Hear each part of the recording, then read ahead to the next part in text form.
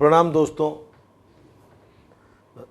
हमारे उत्तर क्षेत्र सांस्कृतिक केंद्र के दर्शकों, आपको मालूम ही है कि हर रविवार को हम रूबरू के माध्यम से एक कलाकार की जीवन यात्रा आपके सामने लेके आते हैं और उसके जीवन परिचय पूरा देते हैं कि रास्ते में कहाँ कहाँ उनको परेशानियाँ आई, कैसे उबड़ खाबड़ रास्तों को पार करते हुए वो इस मुकाम पे पहुँचे हैं।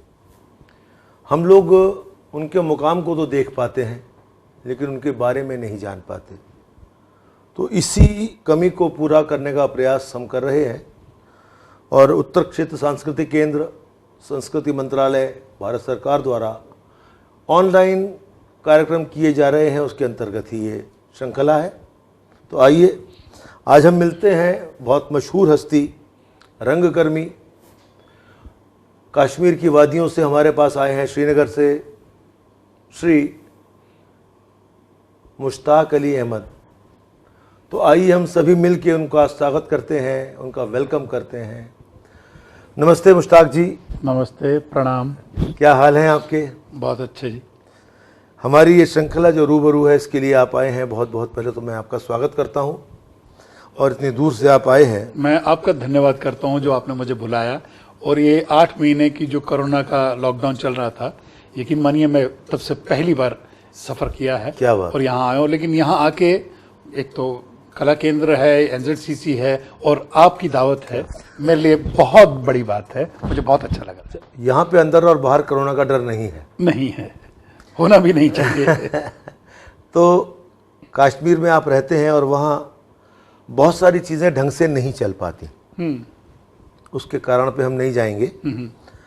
लेकिन आप एक मशहूर नाम है। नहीं, छोटा सा नाम हूँ, छोटा सा नाम है।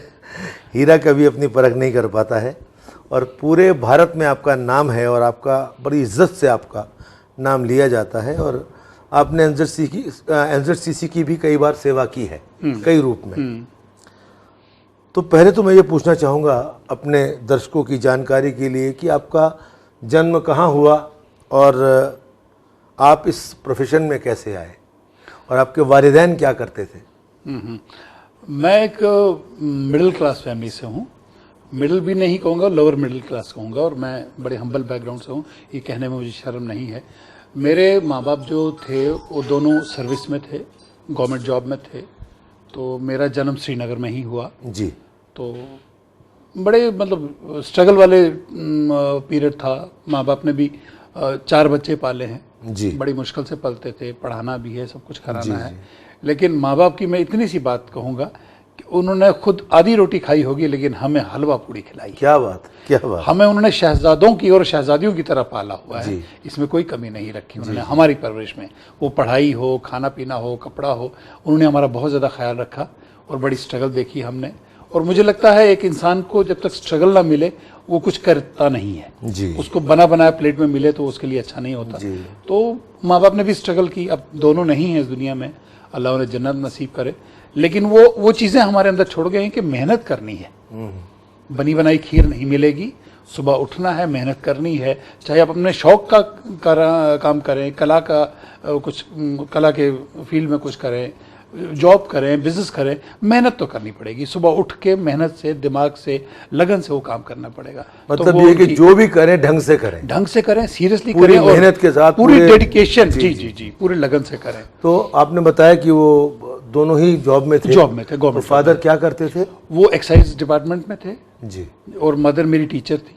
अच्छा, हाँ। सब्जेक्ट? उर्दू टीचर थी वो। तो घर में पढ़े लिखे लोग थे जी, इसलिए आप 4 भाई बहनों की पढ़ाई बहुत अच्छी। हाँ, नहीं, हमारा थोड़ा ऊपर वाले क्या कर्म रहा कि कश्मीर में या पूरे JNK में पढ़ाई सिर्फ 2-3 पीढ़ी से ही चली आ रही थी। लेकिन हमारे ख़ानदान में 7-8 पीढ़ी से पढ़ाई वाले लोग थे जी। मेरे जो नाना दादा उस लेवल के लोग, वो भी टीचर या कहीं जॉब में थे, गवर्नमेंट जॉब में। मैं महाराजा के टाइम की बात कर रहा हूँ। तो मतलब इसलिए वो पढ़ाई का था। गुर्बत बेशक देखी लेकिन पढ़ाई में कमी नहीं देखी जी। तो बीच में फिर उतार चढ़ाव जिंदगी में आए, लेकिन पढ़ाई का होता था बच्चा पढ़ ले ठीक से जी। बाद में स्वीपर का काम, मेरी माँ कहती थी कि बेटा बाद में स्वीपर का काम करेगा मुझे दुख नहीं होगा, लेकिन पढ़ा लिखा होगा मेरा बेटा, झाड़ू भी हाथ में उठाएगा, मुझे फख्र होगा पढ़ा लिखा तो है। बोला पढ़ा लिखा ही नहीं होगा तो बेशक गाड़ियों में घूमे तो मुझे अच्छा नहीं लगेगा। जी जी। तुम्हारा पढ़ाई पे बहुत जोर था हमारे घर में, आज भी है। तो कितना, कहाँ तक आपने पढ़ाई की है? थोड़ा ही पढ़ा, वो भी माँ बाप के शौक से पढ़ा। मैंने पीजी किया ज्योग्राफी में। जी जी। उसके बाद हिंदी का शौक था मुझे। हिंदी मैंने अपने स्कूल कॉलेज में नहीं पढ़ी, लेकिन मुझे शौक था, मैंने डिप्लोमा किया हिंदी में बाद में, लेकिन सीख चुका था मैं पहले ही। फिर वो फॉर्मेलिटी थी, मैंने एग्ज़ाम दिया, सेंट्रल डायरेक्टरेट ऑफ हिंदी होता है, तो उसके अंदर डिप्लोमा मैंने किया। उसके बाद जॉब लग गया, तो जॉब में मैंने फॉरेंसिक साइंस लेबॉर्ट्री में जॉब किया हुआ है 4-5 साल। तो उस जॉब में जाके भी मैंने एक डिप्लोमा किया फॉरेंसिक साइंस का। तो वहाँ भी मैं बड़ी मेहनत से, बड़े सीरियसली, वहाँ की जॉब लग गया है तो लोग इतना सीरियसली नहीं लेते, ठीक आप तो ट्रेनिंग ना भी होगी तो जॉब से कोई निकालेगा नहीं, लेकिन उधर भी मैंने मेहनत की, तो ऊपर वाले की दया रही, तो उधर भी अच्छा नाम कमाया। तो फिर जो कीड़ा जो था, ये आर्टिस्टिक कीड़ा जो था, थिएटर हो, टेलीविज़न हो, फिल्म हो, रेडियो हो, तो इसने बड़ा वो थोड़ा कॉन्फ्लिक्ट आ गया कि जॉब, हालांकि जॉब से मैंने कभी कोताही नहीं की किसी चीज़ की, कामचोर में नहीं था, आज तक नहीं हूँ। तो लेकिन हुआ थोड़ा सा इंटरेस्ट, थोड़े कन्फ्लिक्ट मतलब उनमें हो गया कि अब जॉब पे पूरा कंसंट्रेट किया जाए या इस तरफ किया जाए, तो मैंने फिर जॉब छोड़ ही दिया। तो सर्विस आपको सूट नहीं की? नहीं की। और आप स्वतंत्र ही काम करना चाहते थे? जी जी जी। तो उसके किस उम्र में आप का झुकाव इस तरफ हो गया था? वो बचपन से ही हुआ था जी। मैं बताऊं, मैं एनसीसी में था जी। और मेरी सिर्फ 13 साल उम्र थी। मैंने रिपब्लिक डे जो परेड होती है दिल्ली में, उसमें भाग लिया हुआ। क्या बात, क्या बात। 74 जनवरी में मैं उस परेड का हिस्सा था जी। तो उसमें क्या होता था, कल्चरल प्रोग्राम होते थे। अब मुझे नहीं मालूम था कि कल्चर में क्या होता है। तो गाना तो मैं गा लेता था, थोड़ा बहुत डांस करो मैं वो भी कर लेता था। उन्होंने बोला आर्टिस्ट बड़ा अच्छा, तो मैं कही आर्टिस्ट क्या बोल रहे हैं, मैं कहाँ से क्या, तो गाना बजाना कर लेता था। लेकिन वहाँ से क्या हुआ, जब वापस आया तो मुझे और लोग जिन्होंने देखा, बोले बच्चा बड़ा अच्छा गाता है। कभी वो सॉन्ग ड्रामेटिज्म वाले मेरे कुछ थे सीनियर्स, तो वो बुला लेते थे मुझे, मैं स्कूल में था तब, अभी 9th में, तो वो बुला लेते थे, आया कर हमारे पास शाम को। जी। तो मैंने वही यूनिफॉर्म पहन के उनके ऑफिस चले जाना, तो वो बैठ जाने मेरे साथ, वो बड़े ग्रोन अप, मैं स्कूल का बच्चा, तो हारमोनियम, तबला वबला 2-4 इंस्ट्रूमेंट लेके, बेटा गाता, नहीं यहाँ पे सांस रोक रहे हैं, यहाँ पे ये कर। तो मैं भी मस्ती में, लेकिन माँ बाप से कुछ नहीं चाहता था कि वहाँ जाना है मुझे। तो वहाँ पे कुछ काम तो था नहीं, लेकिन वो भी मुझे बच्चे की तरह प्यार करते थे, चाय वाय पिला दे बेटा आ जाया कर। तो वहाँ जाना शुरू किया ऐसे ही। वहाँ से किसी ने बोला भाई टीवी में है तो आ जा, उधर कर, काम कर। मैं कहा चलो ले चलो। मुझे उंगली पकड़ के लोगों ने, बड़े लोगों ने वहाँ से टीवी ले गए, रेडियो ले गए। अच्छा, आमतौर पे लोग शुरुआत करते हैं थिएटर से, रेडियो, टीवी, फिल्म। जी जी जी। मेरी शुरुआत ही टीवी से हुई है। जी। टीवी के बच्चों के प्रोग्राम में छोटे छोटे स्किट बना करते थे उन दिनों, तो उनमें मैंने हिस्सा लेना शुरू। लोग कहते एक्टर बड़ा अच्छा, मैं ये एक्टर क्या होता है। मेरे को डायलॉग मिला, मैंने बोल दिया। तो खैर वहाँ से फिर थोड़ी सी ग्रूमिंग मेरी शुरू हुई, लेकिन पढ़ाई भी चलती रही। फिर थिएटर नहीं गया मैं स्टार्ट में, क्योंकि थिएटर में ये पता था कि वो कहते थे रेगुलर आना है, इतना आना है। मैंने कहा पढ़ाई में, तो माँ ने भी रोका, माँ बहुत स्ट्रिक्ट थी। बोला नहीं अभी तो थोड़ा थोड़ा शौकिया कर रहा है, अब छोड़ दे इसको, पढ़ाई पूरी मुकम्मल कर ले। तो मैंने टीवी थोड़ा सा किया, रेडियो में भी वो प्रेजेंटेशन के प्रोग्राम होते थे। तो उन दिनों एक सर्विस आती थी, युवावाणी सर्विस, आजकल वो नाम रहा नहीं। तो उस पर आधे घंटे की हमारे प्रेजेंटेशन का प्रोग्राम होता था, गज़लों का या गीतों का, पुराने नए, कुछ भी आधे घंटे का आपको टाइम मिलता था। तो गाने भी चलाते थे, तो वो भी मैंने किया। लेकिन फिर जब 11वीं 12वीं का टाइम आया तो माँ बाप ने रोका, बोला रुक जा अभी पढ़ाई पूरी कर ले। तो खैर पढ़ाई वढ़ाई पूरी की, तो फिर जॉब भी किया, थोड़ा थोड़ा बीच में कभी कर लेता था, कभी टीवी कभी रेडियो। लेकिन जब मैंने जॉब किया तो जॉब में तो खैर टाइम फिर 4 बजे या 4:30 के बाद पूरा आराम से मैं टीवी जाता था, रिहर्सल, रेडियो वगैरह ये, और थिएटर भी शुरू किया थोड़ा थोड़ा। लेकिन जब मैंने जॉब छोड़ा फिर तो मैं पूरा शेर जैसा हो गया, फिर पूरा थिएटर अच्छे से। मतलब एक ये भी वक्त था कि एक फेस्टिवल में, कश्मीर में एकेडमी में फेस्टिवल होता है थिएटर में, एक फेस्टिवल जबकि अलाउड नहीं था, लेकिन अब थे नहीं आर्टिस्ट ज़्यादा, एक फेस्टिवल मैंने 3 प्लेज में भाग लिया हुआ, तीनों में लीडिंग रोल किया हुआ है मैंने। वो भी एक टाइम था। किस लैंग्वेज में ये ज़्यादातर मैं हिंदी करता था वहाँ पे। अच्छा, ये मेरी एक स्पेशलिटी बन गई थी कश्मीर में, चूँकि हिंदी प्लेस कम होते थे, ज़्यादा कश्मीरी ही होते थे, और हिंदी बोलने वाले भी कम थे। हिंदी का जो तलफ़ुज़ होता है वो सही नहीं था लोगों का, लेकिन पता नहीं ऊपर वाले ने दिया था। तो मुझे हिंदी बोलने से, हिंदी से मेरा लगाव था कुछ। तो लोग कहते थे हिंदी कहाँ पढ़ी है, मैंने कहा नहीं पढ़ी तो नहीं है। तू कैसे बोल लेता, मैं कैसे बोल। एक बार एक वर्ड था तो वो बोलने लगा डायरेक्टर कश्मीर से, बोला तो उससे बोला नहीं जाएगा। मैं सर बताइए तो सही। बोला तू सहस्त्र नाम बोल दे। मैं कहा सर एक्चुअल इसका क्या है तलफ़्ज़ आप बताइए। मैं बोला एक्चुअल है सहस्त्र नाम। तो मैं कहा जी सहस्त्र नाम मैं तो बोल लूँगा। बोला अरे बोल लिया। वो मेरे को ईजी कर, मैं कहा ईजी मत दीजिए, जो इसका एक्चुअल प्रोनाउंसिएशन है। तो मुझे अच्छा लगता था। मैंने वो 2-4 प्लेस बड़े ज़बरदस्त किए हुए हिंदी वाले, सूर्य की अंतिम किरण से सूर्य की पहली किरण तक, पगला घोड़ा बादल सरकार का है, भोमा किया हुआ है मैंने, जुलूस प्ले किया हुआ है। तो इसमें इतनी ठेठ हिंदी होती है और जितनी ठेठ होती है उतना मुझे मज़ा आता था।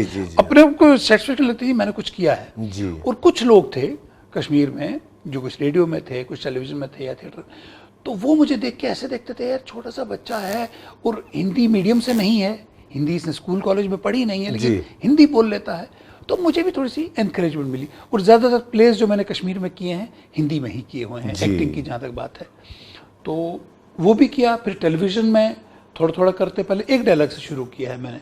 और मेरी वो एक डायलॉग से, जी जी, पहला डायलॉग क्या था वो हिंदी का बताऊंगा। ये स्टेज पे था और मैं इतना एक्साइटेड, इतना खुश कि मुझे एक डायलॉग मिल गया। मैंने टैगोर हॉल में जाके परफॉर्म करना है। बहू जी इस बार फिर बाढ़ आएगी और डूबने वाला कोई भी हो सकता है आपका बेटा ही क्यों ना हो सकता है मेरा बेटा क्यों ना हो। इस बार फिर बाढ़ आएगी, फिर कोई डूबेगा। वो साधु जैसा रोल था। जी, बड़ा मजा। फिर तो बड़े बड़े रोल किए। एक वो था प्ले जो सूर्य की अंतिम किरण से सूर्य की पहली किरण तक, उसमें बहुत ठेठ हिंदी थी। और मैं सेनापति था, लेकिन सेनापति के नाम उसमें सेनापति नहीं था, महाबलाधिकृत। तो मैं कहा ये क्या नाम होता। बोला सेनापति का बड़ा संस्कृताइज जो वर्ड है वो महाबलाधिकृत बोलते हैं उसको। मैं कहा अच्छा ठीक है। मजा आता था, नए नए वर्ड सीखने को मिलते थे। तो टीवी में भी पहले क्राउड में बैठ के मैंने एक जिंदाबाद करना था सिर्फ। मैं कहा मैं करूँगा, मुझे शर्म नहीं थी। जबकि अप्रूव्ड था, अच्छा खासा काम करता था, तो कुछ थी वो नहीं जी वो एक डायलॉग वाला करना। मैं कहा मैं करूँगा। एक डायलॉग के बाद नेक्स्ट मुझे लीडिंग में लिया गया, फिर पूरे सीरीज में लीडिंग पे आया। तो बस ऊपर वाले की दया रही और लोगों ने भी पसंद किया। आप जैसे गुरु और बड़े भाई मिलते गए फिल्म में, तो चलते गए जी। तो अच्छा खासा काम किया रेडियो पे। अच्छा रेडियो का तो फिर अलग चस्का लग गया था। रेडियो में मैंने न्यूज़ भी पढ़ी है। अब चूँकि जॉब जब मैंने छोड़ दिया था, मुझे थोड़ा अब आर्ट सिर्फ शौकिया नहीं चाहिए था, मुझे इसको प्रोफेशन भी बनाना था, रोज़ी रोटी भी कमानी थी। तो रेडियो में मैंने उसके न्यूज़ का निकला, मतलब टेस्ट वेस्ट उन्होंने करवाया, रिटन टेस्ट होता था न्यूज़ रीडर के लिए। आजकल इतना सख्ती नहीं है, तब बहुत थी। पहले रिटन टेस्ट होगा, फिर आपका वॉइस टेस्ट होगा। मैंने दोनों क्लियर किए।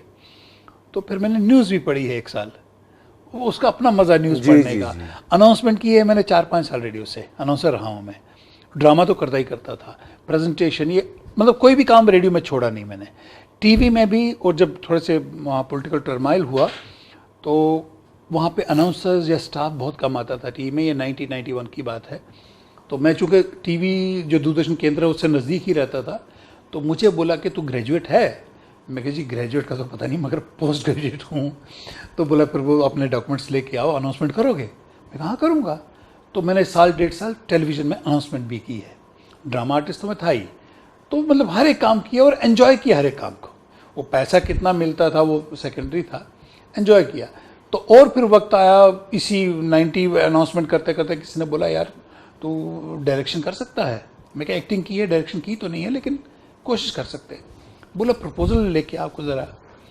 तो मैंने प्रपोजल लाया सीरियल के। उन दिनों कमिश्निंग शुरू हो गई थी दिल्ली से। तो फिर मेरे 1-2 प्रोजेक्ट थ्रू हो गए। तो पहला प्रोजेक्ट मेरा डॉक्यूमेंट्री हुआ, तो उसमें मेरा एंड में नाम आना था, produced and directed by Mushtaq Ali Ahmed Khan. तो मेरा स्क्रीन पे नाम आएगा एज प्रोड्यूसर डायरेक्टर, तो भी बहुत बड़ा ख्वाब, बहुत बड़ी बात। हाँ, बहुत बड़ी बात थी। आज भी मैं सोचता हूँ वो एक्साइटमेंट मुझे याद है। तो खैर वो डॉक्यूमेंट्री थी पावर प्रोजेक्ट्स ऑफ J&K। तो जिस दिन वो चलना था, ऑन एयर आना था टेलीविज़न पे, तो मैं पूरी फैमिली, मेरी माँ, भाई सब बैठे जी आज प्रोग्राम चला। वो 25 मिनट की डॉक्यूमेंट्री थी। तो माँ बोली 10 मिनट के बाद, तो डॉक्यूमेंट्री थी, मतलब लोग इतना इंटरेस्ट, क्योंकि मैं ड्रामा से था बेसिकली। तो माँ बोली ये वही प्रोग्राम है ना जो कोई देखता नहीं है। मैं कहाँ ये वही वाला है। लेकिन वो बड़ी मजबूरी से बैठे, मेरा नाम उनको देखना था जी जी। कि बच्चा कुछ कर रहा है, तो किया, बड़ी खुशी हुई उनको। फिर तो खैर बड़े बड़े प्रोजेक्ट किए उसके बाद मैंने, मतलब जैसे सीरियल्स मैंने कोई 5-6 बनाए हैं 13-13 एपिसोड के, गेट करके। लेकिन मेरा रुझान ज़्यादा उर्दू हिंदी की तरफ रहता था जी। जबकि कश्मीर में 90% काम कश्मीरी में होता था। लेकिन एक बार मेरे डायरेक्टर से बहस हुई, क्या लगा तुम सिर्फ उर्दू के प्रपोजल लाते हो, ये वो हिंदुस्तानी लाते हो, कश्मीरी। मैं कहा सर कश्मीरी तो ठीक है, लेकिन आपको 5% तो उर्दू या हिंदुस्तानी करना ही होगा। बोला हाँ। मैं को 5% मैं करूँगा। तो फिर उनको लगा कि इसका उर्दू में ज़्यादा रुझान है, तो हिंदी तो होता नहीं था टीवी में ज़्यादा, तो हिंदुस्तानी टाइप का होता था, मिली जुली लैंग्वेज। तो मैं ज़्यादातर उर्दू प्लेज ही बनाता था। एक्टिंग मैंने दोनों में की है, कश्मीरी उर्दू दोनों में, लेकिन जहाँ प्रोडक्शन की बात आती थी मैं उर्दू चुनता था जी। उसमें एक गेट करके सीरियल था, प्रोफेसर मदन मोहन शर्मा जम्मू के थे, अब स्वर्गवास हो चुके हैं। उनका बड़ा प्यारा सब्जेक्ट था वो, एक औरत की 3 जनरेशन्स और उनकी कहानी, नानी, बेटी, फिर उसकी बेटी। गेट था उस सीरियल का नाम, वो जम्मू में ही किया था हमने। वो किया, एक फिल्म की थी कश्मीरी में, फिर साल, बड़ी हिट हुई थी क्योंकि उसका सब्जेक्ट बड़ा सोशल था। तो इस तरह से और भी सीरियल किए, बच्चों को लेके मैंने वो उनके कैंप पे एक सीरियल बनाया था। और सचमुच के हम गुलमर्ग में जाके टेंट लगाते थे, बच्चों का पूरा कैंप में रखते थे। तो एक्सपेरिमेंट बहुत किए मैंने ज़िंदगी में, और अपनी गलतियों से, अपने तजुर्बात से सीखा बहुत ज़्यादा कि ये करते हैं। एक बार एक हिस्टोरिकल था, अब हिस्टोरिकल बोलना तो बहुत बड़ी बात है, बच्चों का सीरियल था लेकिन हिस्ट्री के एपिसोड्स पे वो बेस्ड था। तो उसके, मैं सच बोलना चाहूँगा कि उसके कॉस्ट्यूम्स और हेडगियर्स मैंने खुद बनाए अपने हाथ से। क्या बात। 6 महीने बैठ के जी। मैं वो टोपियाँ, वो ताज, और ये उसमें क्या था, हर एक पीरियड का था। रामायण पीरियड का भी एक स्टोरी थी, पंजाब की एक राजा की भी कहानी थी, तो उसके कॉस्ट्यूम कैसे बनेंगे, एक अरब की कहानी भी थी, तो मुझे सब के कॉस्ट्यूम, इसके अलेक्जेंडर की कहानी भी थी और पोरस की, तो सारे कॉस्ट्यूम्स मैंने 6 महीने बैठ के घर में वो वर्कशॉप लगा के पूरा कैसे कैसे थर्मोकोल, कार्डबोर्ड, ये सब चीज़ें मिला के मेरे पास अच्छा खासा हेड गियर्स, कॉस्ट्यूम्स बन गए जी। तो वो काम भी किया, जबकि वो बड़ा महंगा पड़ा। लेकिन वो जब पर्दे पे आया, क्योंकि पर्दे में इतने बड़े बड़े, जब महाभारत सीरियल था, रामायण सीरियल था, या कोई हिस्टोरिकल अलेक्जेंडर पे कोई सीरियल है, तो उसका मैं कंपैरिजन नहीं कर सका, क्योंकि कहाँ 1 लाख की फौज और मेरे 10-15 फौजियों की, वो तो थोड़ा वो लेवल था। लेकिन मैंने अपनी बढ़ास और अपने तजुर्बे ज़रूर किए, तीर चलाए, हाथी तक मेरे सीरियल में आए हैं। एक कहानी चूंटी की थी, वो पढ़ी होगी आपने, वो ट्राइट रे अगेन वाली। तो एक हारता है सिपाही, तो फिर बैठा कि मैं हार क्यों रहा हूँ, तालाब में देखता है एक चूंटी गिरी हुई है, तो एक हल्का सा पत्ता गिरता, तो पत्ते पे चढ़ चढ़ के वो आती है। वो हमने चूंटियाँ इकट्ठी की, चूंटी से एक्टिंग करवाई। तो मतलब तजुर्बा कोई नहीं छोड़ा मैंने, खुद मैंने कहा करेंगे सीखेंगे, करेंगे सीखेंगे। तो टेलीविज़न में अच्छा खासा काम किया, फिर अब तो 30-40 साल से प्रोडक्शन की, रेडियो की प्रोडक्शंस भी की, उसमें भी तजुर्बा किया। और थिएटर तो खैर दिल से जुड़ा हुआ है जी। थिएटर में जाते तो हमारा एक वो जो है ना, काम करने का ढंग बदल जाता है, पूरा ज़मीन से जोड़ देता है थिएटर आपको। टीवी थोड़ा सा उड़ाता है, रेडियो भी थोड़ा सा हवा में रखता है, लेकिन एक थिएटर वो चीज़ है जो आपको अपनी ज़मीन से जुड़ा रखता है, अपनी रूट्स से जुड़ा रखता है। तो थिएटर में जब मैं करता हूँ तो मैं डिफरेंट हो जाता हूँ, मतलब मेरे वो नहीं रहता फिर कपड़े क्या पहने क्या नहीं, बस चीज़ अच्छी बननी चाहिए। फर्श पे बैठना है, कोई कुर्सियाँ नहीं होंगी, रिहर्सल भी करेंगे तो नीचे बैठ के या लॉन में या किसी कमरे में फर्श पे बैठ के करेंगे, तो उसका जज्बा ही अलग है जी। और कश्मीर में एक चीज़ है कि इन चीज़ों की ज़्यादा एनकरेजमेंट नहीं मिलती है। तो माहौल थोड़ा, हमारा कल्चर या जो भी है सोशल, हमारा जो थिंकिंग ज़रा डिफरेंट है, और उसमें ये काम करना थोड़ा और मुश्किल हो जाता है। जी जी। लेकिन छोड़ा नहीं जी। इसको, एंजॉय किया और बहुत से लोगों को मनवाया कि ये चीज़ क्या है और इसकी अहमियत क्या है। तो वो कोशिश आज भी जारी है, आज भी मैं यही कर रहा हूँ। और कोविड का टाइम है तो इसमें भी लगा हुआ हूँ मैं। और एक चीज़ अच्छी होती है, आप अच्छा काम करने निकले तो आपको लोग जुड़ जाते हैं जी। अब बहुत सारी चीज़ें हैं जो आप अकेले नहीं कर सकते हैं। तो मैंने आर्टिस्टों से बात की, मैं कहा कोविड तो है, कुछ किया जाए, बैठे बैठे तो दिमाग ख़राब हो जाएगा। बोले हाँ, तो मैं कहा पैसा तो है नहीं, अपने जेब से थोड़ा बहुत लगा लूँगा मैं। बोले नहीं नहीं, हम पैसा नहीं लेंगे, काम करेंगे। यकीन मानिए, कैमरामैन ने पैसा लिया, एडिटर ने पैसा लिया, आर्टिस्ट ने कोई पैसा नहीं लिया। क्या बात है। बोला जब आप कमाएंगे तो तब देख लेंगे। जी जी। तो अभी हमने एक थिएटर किया है ऑनलाइन थिएटर किया, मतलब रिकॉर्डिंग की है, अभी उसको अपलोड नहीं किया। और एक हमने ड्रामा सीरीज़ की है 13 एपिसोड की, वो भी बन के तैयार है। और हम एक इंटरव्यू सीरीज़ भी कर रहे हैं जी, और हम डॉक्यूमेंट्रीज़ भी कर रहे हैं, हम ट्रैवलॉग्स भी कर रहे हैं। तो जितना हो रहा है काम कर रहे हैं, एंजॉय कर रहे हैं लाइफ को। बस अपने लोगों की, अपने माँ बाप की दुआ है और आप जैसे बड़े भाई हों तो काम और निखर के आगे आएगा। अच्छा, आपने अभी बताया कि आपने रेडियो में भी काम किया, बहुत काम थिएटर भी किया, जी, तो रेडियो में नाटक भी किए क्या? बहुत बहुत नाटक किए। तो मुश्किल क्या लगा आपको, थिएटर जो सामने हो रहा है या रेडियो के नाटक, किन में आपको लगा कि ज़्यादा अच्छा, जी जी, लोग बोलते हैं मीडियम है, थिएटर में ये है वो। चूँकि मैं बचपन से इन तीनों मीडियम में काम करता रहा, टेलीविज़न, रेडियो, तो या तो मैं ऑटोमेटिकली उसमें एडजस्ट हो जाता हूँ। मैं कभी ये सोच के नहीं करता कि मैं थिएटर कर रहा हूँ या रेडियो कर रहा हूँ, टीवी कर रहा हूँ। मैं वही कर रहा हूँ जो मुझे करना है। तो टीवी के, रेडियो के लिए तो माइक के करीब जाके करते हैं, तो चेहरे पे भाव तो आएंगे। अब टीवी पे होते हैं तो माइक को नहीं, हम कंस्टेंट माइक पे नहीं करते, हम ऐसे खुले होके करते हैं। तो स्टेज पे एक चीज़ है, स्टेज की जिम्मेदारी बहुत बड़ी है जी, ये तो मानना पड़ेगा। कट नहीं है, रीटेक नहीं है, कट नहीं है, रीटेक नहीं है। और मैं तो कहता हूँ कम से कम 2 महीने चाहिए एक प्ले को बनने में। लाइव जाता है क्योंकि। उतना, हाँ, उतना सब्र आजकल किसी में है नहीं। अभी हमने मीटिंग की, जी थिएटर करेंगे, मैं कहा करेंगे। मैं कहता कुछ करना है तो बड़ी इज्जत से करना है, अपना नाम नहीं डुबाना है। मैं कहा 2 महीने जिसके पास टाइम है, एक दिन में 2 घंटे जो 2 महीने तक निकाल सकता है, तब हम स्टेज प्ले करेंगे। स्टेज प्ले जो है थोड़ा सा, या थिएटर जो है बहुत ज़्यादा आपकी डेडिकेशन ज़्यादा मांगता है रेडियो, टेलीविज़न या फिल्म से, क्योंकि उसमें मतलब पूरी परफेक्शन जब तक नहीं आई तो हाँ, कोई रीटेक तो होता नहीं है, रीटेक नहीं होना है, पूरा आपको एडिटिंग नहीं होनी है, पूरा 2 महीने आपने उस मूड में रहना है जी, पूरी स्टोरी याद करनी जी। और उसमें मॉनिटरली कुछ इनकम तो है नहीं जी। अगर आपका चाय पानी पे, रिहर्सल पे मान लीजिए 50,000 60,000 भी लग गया, रिटर्न्स तो है नहीं कुछ भी। जी। टिकटिंग तो होगी नहीं, टिकट्स तो आएंगे नहीं, कोई और देगा नहीं, किसी डिपार्टमेंट ने आपको थोड़ा बहुत पैसा दे दिया प्रोडक्शन का, हाँ, तो वही है। लेकिन वो थिएटर करना आज भी मुश्किल है और बहुत बड़ी बात है जी। ये श्रीनगर में करना ज़्यादा मुश्किल है शायद। श्रीनगर में बहुत ज़्यादा मुश्किल है जी। मैं तो ये भी कहूँगा, एक वर्ड मैंने बोला तो पहले भी, आज भी बोलता हूँ कि कश्मीर में आर्ट एंड कल्चर की बात करना अपने में एक जहाद है। जी जी। इसको मैं जहाद फॉर आर्ट एंड कल्चर कहता हूँ, क्यों वहाँ इस चीज़ का माहौल ज़रा कम है, लेकिन भरा पड़ा है गांव में, है कल्चर भरा पड़ा है जी, गांव गाँव में है। शहर में हम करते हैं तो बड़ी दिक्कतों का सामना करना पड़ता है। मतलब दिल्ली में मैंने देखा है, कोई प्ले होता तो बाहर लाइन लगी होती है टिकट लेने वालों की। मैं खुद कभी दिल्ली में कोई प्ले देखना चाहा, टिकट नहीं मिलती है, 400-500 की टिकट है लेकिन आपको मिलती ही नहीं है। लेकिन कश्मीरी जो लैंग्वेज है जी, वो समझनी काफ़ी मुश्किल है। वो मुश्किल है। तो अब अगर कोई कश्मीर का आदमी बाहर प्ले लेके जाता है कश्मीरी लैंग्वेज का, तो उसको पॉपुलराइज कैसे किया जा सकता है? उसमें हालांकि मेरा यही कहना है, ये कुछ लोग मुझसे डिफर करते हैं, तो मेरा ये कहना है अगर कश्मीर का प्ले बाहर ले जाना है, वो कश्मीरी में ना जाए, उर्दू में, हिंदुस्तानी में जाए, कल्चर आपका वही रहे, कहानी आपकी वही रहे।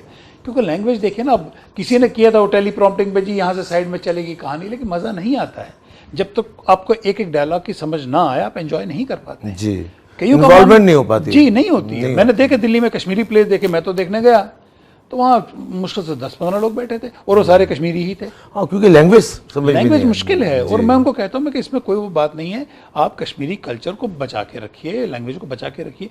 लेकिन जब कश्मीर से बाहर जाते हैं, मैंने 1-2 प्लेस किए हुए हैं, एक झील बुला रही है, पूरा कश्मीर के मछुआरे के ऊपर कहानी है, लेकिन उसकी लैंग्वेज उर्दू है, ताकि उसमें पूरे ड्रेस, माहौल, वुलर की, वो सारा श्रीनगर का है। श्रीनगर का भी नहीं, वो एक रिमोट इलाका है बांडीपुर और सोपुर के साइड में। जी जी जी। वुलर की जो लेक है उसके किनारे के मछुआरे की कहानी है। पूरी नाव आ रही है, फिर तूफान आ रहा है उसमें, फिर वो उनका वो लकड़ियों का वो दीवार सी बनी हुई है आंगन में, फिर वो शाली कैसे कूटते हैं, समोवार में चाय पीते, पूरा कल्चर कश्मीर का मैंने स्टेज पे दिखाया हुआ है। लेकिन लैंग्वेज उर्दू रखी। फिर किसी ने कहा नहीं कश्मीरी होना चाहिए। मैं कहा मेरी नज़र कश्मीर से बाहर भी है जी, कभी कश्मीर से बाहर ले जाना पड़ेगा तो यही प्ले जाएगा जी अब कश्मीरी में कितनी मेहनत करूं, उसको समझ ही नहीं आएगी तो क्या, वो दिक्कत तो रहती है जी। स्टेज में। फिल्म में आप उसको सबटाइटल्स दे देते हैं, स्टेज पे वो सबटाइटल भी नहीं चलते। तो वहाँ मेरा ये मानना है कि ऐसी एक लैंग्वेज में किया जाए, जब आपको अपने कल्चर से बाहर जाके शो करना है तो उनकी लैंग्वेज या ऐसी कोई लैंग्वेज है जो उनको समझ समझ में आया, जी। क्योंकि अपनी बात जब तक नहीं पहुंचा पाएंगे हाँ सामने जी, वाले हाँ जी, तक। जी जी जी। अच्छा, आपने बताया अभी कि आपने शुरू में गाने की ट्रेनिंग भी ली, किसकी? गाने की, वोकल हाँ, की, वो थोड़ी बहुत, म्यूजिक जी की। जी जी। तो अगर कुछ एक शेर या कुछ कुछ गुनगुना के आप अगर नहीं, दिखा दें। अब वो उससे मैं हट चुका हूँ। मैं आपको ये बताऊँ, मैं तब गाता था, और मेरा थिएटर, टेलीविजन और फिल्म से ज़्यादा जो पहला शौक है मेरी ज़िंदगी का, वो म्यूज़िक है। क्या बात है। मैं म्यूज़िक को बहुत ज़्यादा मान देता हूँ, और स्कूल कॉलेज में गाता था। यूनिवर्सिटी में मैं स्टेज पे गज़ल गा चुका हूँ। क्या बात। यूनिवर्सिटी में मैं कल्चर, थोड़ा सुनाइए ना, फिर एक लाइन हो जाए, याद भी नहीं होगा ना, क्योंकि बहुत सालों बाद कोई सुन पाएगा आपको। पहली बार अज इना अखियां ने तकिया, एहो जिहा तकिया ते हाय मार सटिया, हाय मार सटिया। क्या बात है। पहली बार अज इना क्या बात है हुजूर, क्या बात है। अखियां ने तकिया, एहो जिहा तकिया ते हाय मार सटिया। क्या बात है, मार सटिया, क्या बात है, बढ़िया। जी, नहीं, अब थोड़ा सा अगर रियाज करें तो हो सकता है, ऐसी बात नहीं है, अभी भी कीड़ा है। आप मुझे अपने शागिर्दी में लें तो। अच्छा, फिल्मों में आपका आना कैसे हुआ? और बड़ी हैरानी की बात है कि कश्मीर में तो थिएटर्स भी बंद रहते हैं, उसके बाद भी आप लगातार 5 शायद 4 कर चुके हैं जी। 4 आपने फिल्म फेस्टिवल्स किए, और बिकॉज इंटरनेशनल भी कोई था। जी जी, इंटरनेशनल ही थे जी चारों। जी जी। तो ये कैसे मुनासिब हुआ, और इस तरफ ध्यान क्यों गया आपका? हाँ, थिएटर तो करते ही थे, जी। टेलीविजन भी करते थे, शॉर्ट फिल्में बनाते थे, लेकिन पता नहीं कैसे था कि कश्मीर में सिनेमा हॉल तो बंद है। जी। 90 से 2 साल पहले ही बंद हो गए थे पहले 9 सिनेमा घर थे श्रीनगर शहर में, लेकिन वो किसी वजह से बंद हो गए। लेकिन मैं ये सोचा कि मैं तो, मेरा काम ही टीवी और फिल्म मिलता जुलता ही है, तो फिल्म फेस्टिवल होना चाहिए। मैं इवन कई दोस्तों से बोलता यार मिल के करते हैं, लेकिन बस बातें करते रहे, हुआ नहीं। अब जब होना होता तो हो जाता है। 1 जून 2017 की बात है, आगे मन में करते हैं। अब यकीन मानिए, मुझे कुछ नहीं मालूम फिल्म फेस्टिवल कैसे होता है, फिल्में कैसे आती हैं, इसका परमिशन लेना होता है, क्या तरीका होता है, मुझे कुछ नहीं मालूम। 1 जून को मैंने तय किया नहीं जी करना है, और 2-4 दिन में अखबार में निकाल दिया कि फिल्म्स आर इनवाइटेड। अब कश्मीरी होंगी फिल्में, इसमें पूरे इंडिया नेशनल लेवल पे होगा, क्या होगा वो भी समझ में नहीं आया। 2-4 दिन में फैसला किया नहीं, इंटरनेशनल फिल्म फेस्टिवल करेंगे। अब चलिए, कश्मीर की तो आप अखबार में देख के फिल्में मंगा लेंगे, इंडिया के भी दिल्ली में अखबार में निकालें, यार दोस्तों को बोले मैं सर्कुलेट करो, कुछ फिल्में मंगा लो, लेकिन इंटरनेशनल कहाँ से लाएंगे अब 1 महीने के अंदर? तो उस 1 महीने में मैंने दिल्ली और बॉम्बे के कम से कम 4 चक्कर मारे हैं जी। 1 महीने में। दिल्ली में गया, जो कुछ यार दोस्त थे इस फील्ड से कनेक्टेड, में कहा फिल्म फेस्टिवल करना चाहिए। अरे फिल्म फेस्टिवल करेगा? कहाँ? मैं कहा कश्मीर में करूँगा। बोला कश्मीर में करेगा, वहाँ तो सिनेमा हॉल भी नहीं है। मैं कहा लेकिन मैं करूँगा। तो दिल्ली में कुछ लोग मुझसे जुड़े जिन्होंने मुझे सपोर्ट किया, सपोर्ट मतलब फिल्मों की वजह से। उन्होंने मुझे इंटरनेशनल फिल्में भी ला के दी विद परमिशन, क्योंकि इसमें आप फेस्टिवल में किसी की फिल्म ऐसे ही नहीं चला सकते। जी जी जी। वो प्रोड्यूसर की है, जिसके पास कॉपीराइट वो देना चाहिए मुझे वहाँ। अच्छा, फिर मुझे आइडिया है, ईरान की फिल्में जो हैं, ईरान का कल्चर हमारे कश्मीर से काफ़ी मिलता जुलता है जी। तो मैं वहाँ एम्बेसी में चला गया, उन्होंने भी 4-5 फिल्में दे दी विद परमिशन, लेटर वेटर, वो आ गई। फिर मैं बांग्लादेश की एम्बेसी में भी गया, वहाँ से भी 2-3 फिल्में मिल गई। और भी एक एसोसिएशन है दिल्ली में फिल्म की, उन्होंने मुझे और 2-4 फिल्में दिला दी। तो मैं कहा चलो इंटरनेशनल वाली कैटेगरी तो आ गई। जी जी। फिर बॉम्बे में मेरे कुछ दोस्त थे, उनसे मैंने कहा, या ये जो FTII है, film television institute of India, उनके डायरेक्टर हैं भूपिंदर कैंथोला जी, बहुत अच्छे इंसान हैं। उन्होंने बहुत सपोर्ट किया, उन्होंने बोला मैं अपना फैकल्टी भी देता हूँ अगर वर्कशॉप करना है। उन्होंने 3 अपना स्टाफ मेरे फेस्टिवल में भेजा, क्या बात, ताकि वर्कशॉप करवाएं। जी जी। तो और भी एक प्राइवेट ऑर्गेनाइजेशन थी, उन्होंने भी बोला हम फोटोग्राफी पे करेंगे, मीन्स सिनेमाटोग्राफी पे, उन्होंने भी कर दी। मैं कहा आ जाओ, मैं तो वेलकम था। कश्मीर यूनिवर्सिटी गए, उन्होंने बोला हम फैकल्टी भी देंगे, स्टूडेंट्स भी देंगे आप वर्कशॉप के लिए। तो मतलब इधर से भी उधर से भी लेके शुरुआत हो गई। लेकिन एंड में मैं फंस गया कि मुझे नहीं मालूम था इसके गवर्नमेंट ऑफ इंडिया से परमिशन लेनी पड़ती है अच्छा। हर एक फिल्म की। जी अच्छा। और कश्मीर जैसी सेंसिटिव जगह में आप फिल्में चला रहे हैं, तो वो भी, लेकिन दिल्ली में बहुत अच्छे लोग बैठे, मिनिस्ट्री में INB में। तो उनको मैंने बोला सर मैं पहली बार कर रहा हूँ, मुझे मालूम नहीं है करना क्या है। उन्होंने कोई नहीं, आप फिल्मों का सिनॉप्सिस बनाइए, हमें मेल कीजिए, हम 2 दिन में आपके लिए, बोला लेकिन ये महीने का काम है, लेकिन आप चूंकि अब कश्मीर में ऐसा काम कर रहे हैं, हम आपके लिए शॉर्ट नोटिस में इसको मीटिंग करके करेंगे। मैंने मेल भेजा, 2 दिन में वहाँ से मेरा क्लियरेंस आ गया, परमिशन आ गया। और मैं कश्मीर में कोई भी बात मतलब कानून के बगैर या परमिशन के बगैर नहीं करना चाहता था। ठीक बात। अच्छा, जो पहला जो मैंने फेस्टिवल किया है ये 1 जुलाई 2017 को किया जी सर। क्या बताऊं, जो वहाँ के बच्चों ने, जो जवान यूथ है, जो कॉलेजेस का, यूनिवर्सिटी का जो मास काम पढ़ते हैं या फिल्म का शौक रखते हैं, वो इतने खुश हुए, इतने खुश हुए। एक एक बच्चा जिसको मैं जानता नहीं था आके सर थैंक यू, मैं किस लिए आपने ये किया ना। और मैं एक फील देना चाहता था, उनको देखने को मिला ना। जी, जो आज की जनरेशन है, चाहे वो स्कूल या कॉलेज के, उन्होंने सिनेमा हॉल देखा ही नहीं है कश्मीर में। वहाँ पे टैगोर हॉल हमारा है, आपने तो देखा हुआ है, वो थिएटर का स्टेज प्ले करने का एक ऑडिटोरियम है। मैंने वहीं पे वो LED वगैरह लगा के, स्क्रीन लगा के फिल्म चलाई। तो लेकिन उन बच्चों के लिए, उन यूथ के लिए जिन्होंने सिनेमा हॉल, क्योंकि जो 90 के बाद पैदा, उन्होंने सिनेमा हॉल ही नहीं देखा था। तो मैं इसमें कोई पॉलिटिकल स्टेटमेंट नहीं देना चाहता था, क्योंकि मैं कश्मीरी हूँ, मैं फिल्मों से जुड़ा हूँ, टीवी से जुड़ा हूँ। मैं चाहता हूँ मेरा जो अगली जनरेशन है वो भी देखे। उन्होंने बहुत ज़्यादा एंजॉय किया सर। टीचर्स आके मेरा थैंक यू कर रहे। एक कॉलेज की प्रिंसिपल हैं, उन्होंने मेरे को लेटर दी है ऑफ एप्रिसिएशन। मैं कहते आपने बहुत अच्छा काम किया, हमारे बच्चे बड़े खुश हैं, हमारे जो टीचर्स आपके पास आते हैं वो भी वर्कशॉप में बैठते, कहते बड़ा अच्छा काम हो रहा है। तो ये एनकरेजमेंट मिलती गई। हो सकता है मैं आगे ना करता, लेकिन एनकरेजमेंट मिली। मैंने फिर दूसरा एक ही साल में 2 किए, 17 में भी 2 किए, 18 में भी 2 किए। क्या बात। फिर 19 थोड़ा डिस्टर्ब रहा, तो अब तब से हमारा गैप आया हुआ है। 4 एडिशन, लेकिन चारों एडिशन किए। सारे बॉम्बे को पता है कि कश्मीर में फेस्टिवल होता है। और हमने, पैसा हमारे पास कम था, कुछ 2-3 स्पॉन्सर थे, बहुत कमियां रही होंगी इसमें, लेकिन हमने कंप्रोमाइज स्टैंडर्ड पे नहीं किया, या जूरी में या अवार्ड में नहीं किया। क्या बात। मैं कब जिसको बिजनेस क्लास में लाना है उसको हम इकोनॉमी क्लास में लाएंगे, 5 स्टार में नहीं बिठा सकते, हम 3 स्टार होटल में बिठाएंगे, वो कंप्रोमाइज़ करेंगे। लेकिन क्वालिटी में और इमेज में, क्योंकि एक बार आपकी इमेज खराब हो गई। यहाँ पे इंडिया में बहुत सारे फेस्टिवल होते हैं प्राइवेट जिनमें अवार्ड बिकता है। मैंने कहा सवाल ही नहीं। मैं जूरी में एक शहर के जूरी में मेंबर्स नहीं रखता हूँ, JNK से तो कोई भी नहीं रखता हूँ जानबूझ के, ताकि इसमें वो पारदर्शिता जिसको बोलते हैं, ट्रांसपेरेंसी। हाँ, एक बॉम्बे का होगा, एक कलकत्ता का, एक दिल्ली का, एक, और अभी इस बार के लिए मेरे पास तैयार है, मेरे पास फॉरेन जूरी आने को तैयार है जी, ताकि एकदम ट्रांसपेरेंट हो और जो जेन्युइन हो उसको अवार्ड मिले। क्या बात। लोग तो हैरान हो गए कि कश्मीरी बच्चों को अवार्ड मिला, अरे अवार्ड मिल गया फिल्म फेस्टिवल में। उनको एक इतना अच्छा वो लॉन्चिंग पैड मिल गया, वो कहाँ के कहाँ जा रहे हैं। मैं कहा जाइए, मेरा तो काम ही यही है। क्या बात। तो उसका रिस्पांस मुझे पिछले 4-5 साल से बहुत अच्छा आया और एक बड़ा मज़ा आया मुझे भी करने में। मुश्ताक भाई बहुत बहुत शुक्रिया। आपका शुक्रिया। समय की अपनी पाबंदियां हैं। जी जी जी। हालांकि आपसे बात करके बड़ा मज़ा आ रहा था, और वास्तव में आप कश्मीर के एक शेर हैं जिसने ऐसी चीज़ें वहाँ आज की जनरेशन को दिखाई जो वो पिछले 20 सालों से 25 सालों से नहीं देख पाए थे। आपकी दुआ रही, आपका आशीर्वाद रहा, तो आगे और भी कुछ करूँगा। कोविड का टाइम है, मैं एक छोटी सी बात बताऊँ, मैंने एक शुरुआत की है, अभी वो चल रहा है। मैं 2 टैलेंट हंट शो करवाना चाहता हूँ वहाँ पे। उसकी अनाउंसमेंट होगी, मेरे पास एंट्रीज आ रही हैं, एक सिंगिंग में, एक कॉमेडी में। क्या बात। वो अनाउंस हो चुकी हैं, तो उस पर भी काम होगा। 4-5 महीने के बाद वो आपके सामने आएगी वो चीज़।